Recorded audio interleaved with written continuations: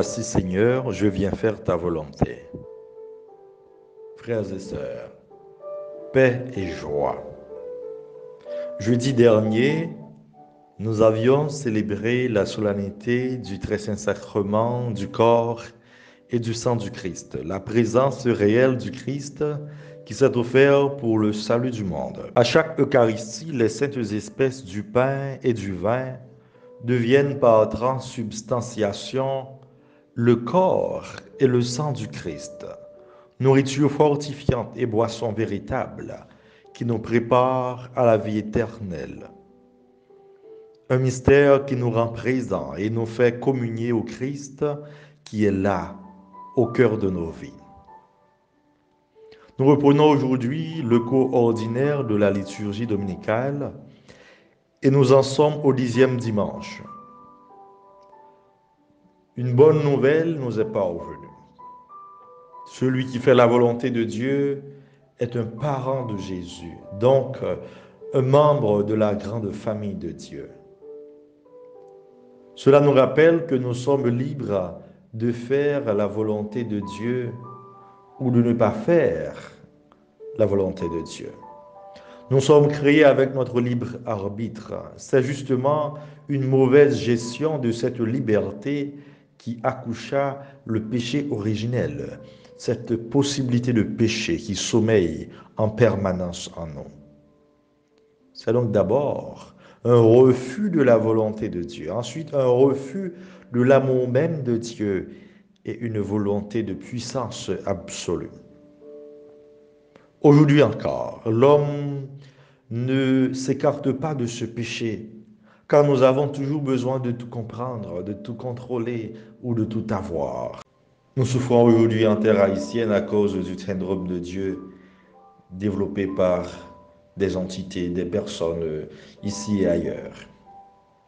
Ils croient pouvoir tout contrôler, ils s'en prennent à la vie des gens et depuis, ils en font des martyrs et ils mettent la capitale à feu et à sang. Le sang de ces martyrs, de l'insécurité et de l'irresponsabilité de l'État absent coule depuis 4 jours amortissant, entrée sud de la capitale haïtienne, où les gangs font la loi. Bébés dans les couches, enfants, adolescents, jeunes, adultes, sous des pluies de rafales, se sauvent. Aucune intervention possible des forces de l'ordre, de la police nationale, mise en déroute à longueur de journée par les bandits lourdement armés. Devant cette barbarie sans nom, cette démonstration inhumaine, le cœur de Dieu se déchire. Ainsi en est-il de tous ceux qui en ont un. C'est donc la conséquence d'une mauvaise gestion de notre liberté. Montesquieu eut à dire, la liberté, c'est de faire ce que les lois permettent. À quand cette compréhension ou l'application de cette assertion? Au plus haut niveau de l'État, on en perd le sens. On n'est plus dans l'esprit des lois. Alors que Jésus nous donne l'exemple parfait de son attachement à la volonté de son Père. Ma nourriture, c'est de faire la volonté de celui qui m'a envoyé. Jean chapitre 4, le verset 34. Oui, il provient exclusivement de son Père pour accomplir sa mission.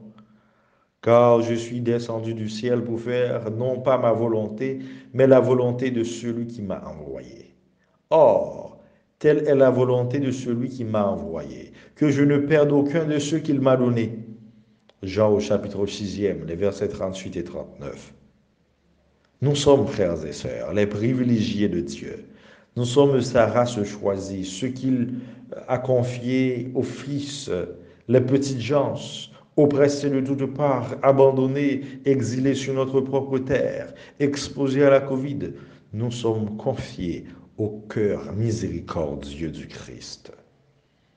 L'Esprit du Seigneur est sur moi, disait-il, car le Seigneur m'a consacré par l'onction. Il m'a envoyé porter la bonne nouvelle aux pauvres, annoncer aux captifs leur libération et aux aveugles qu'ils retrouveront la vue, remettre en liberté les opprimés. Luc chapitre 4e, les versets 18 et suivants. Dans l'évangile du jour, terrassé par le souci de la volonté de son Père, ne perdre aucun de ceux qui lui est confié, Jésus s'oublie complètement pour s'abandonner à l'œuvre de Dieu. Et c'est là que les membres de sa famille de sang dira, mais il est devenu fou. Oui, Jésus est fou. Un fou de Dieu et un fou de l'homme. Dieu fou de la vie en plénitude. Jésus fait par son enseignement et ses guérisons advenir le royaume de Dieu. Il fut lui-même l'auto-basiléa, le royaume, le déjà là du royaume à venir. En lui se manifestait la présence de Dieu au milieu du peuple. Cette mission qu'il avait fut exigeante. Les scribes iront jusqu'à douter de la provenance exclusive de Jésus, jusqu'à l'accuser d'expulser les démons par leur chef, Béelzéboul. Ils n'ont pas reconnu la présence de Dieu, la présence de l'Esprit de Dieu en Jésus. C'est justement ce que l'on appelle le péché contre l'Esprit Saint. Ce péché n'a pas de pardon. En outre, on ne peut passer sous silence l'intervention de la famille de sang de Jésus.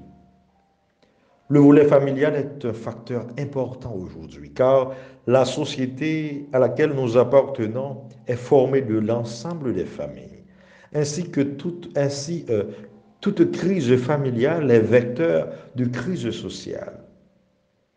Les familles ont une grande responsabilité dans ce qui se passe actuellement en Haïti et partout ailleurs.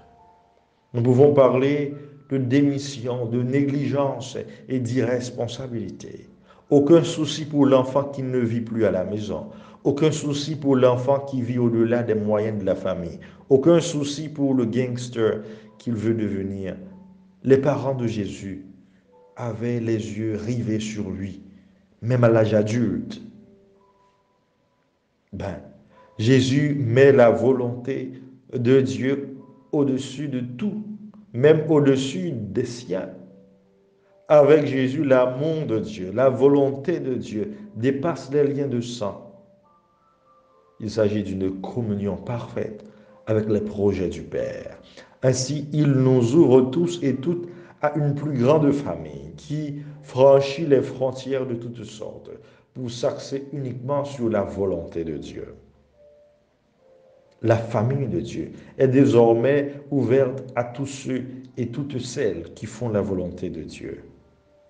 Voici ma mère et mes frères. Celui qui fait la volonté de Dieu, celui-là est pour moi un frère, une sœur, une mère.